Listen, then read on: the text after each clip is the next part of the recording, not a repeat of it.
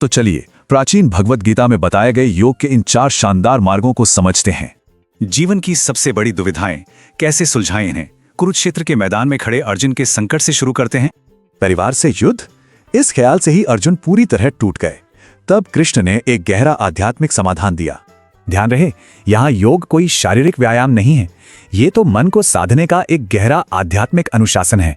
ये ग्रंथ कितनी खूबी से 4 अलग अलग मानव स्वभावों को योग के 4 अलग रास्तों के साथ जोड़ देता है। सबसे पहले है कर्म योग।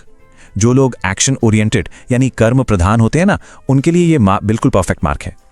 मतलब बिना किसी फल या इनाम की लालसा के बस पूरी ईमानदारी से अपना सांसारिक कर्तव्य निभाते जाना है।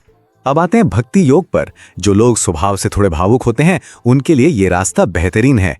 ईश्वर से गहरा प्रेम और हर जीव से करुणा, इसे सबसे सुलभ और प्यारा मार्ग माना गया है। तीसरा रास्ता है ज्ञान योग। ये थोड़ा कठिन है, लेकिन चिंतनशील और बौद्धिक स्वभाव वालों को बहुत रास आता है। यहाँ क्षेत्र यानी नाशवान भौतिक शरीर और क्षेत्रज्ञ यानी हमारी अमर आत्मा के बीच का गहरा अंतर समझाया गया है। अब बात करते हैं चौथे मार्ग, राजयोग की। ये उन लोगों के लिए है जो स्वभाव से प्रयोगशील हैं।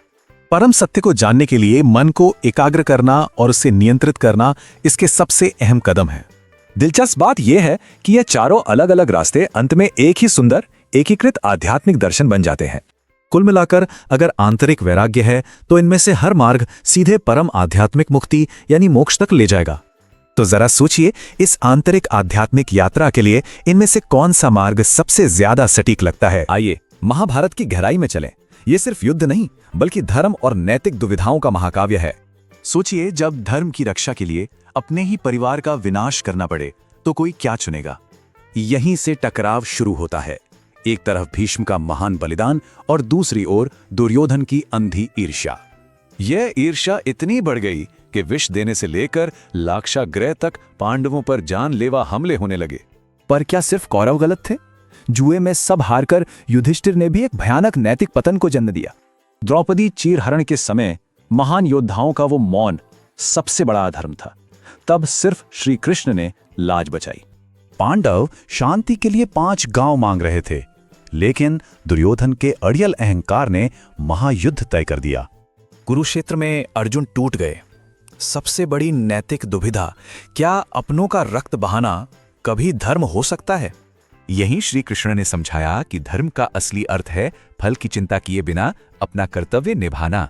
लेकिन अजेय शत्रुओं को हराने के लिए पांडवों को भी बहुत कठिन और जटिल नैतिक समझौते करने पड़े।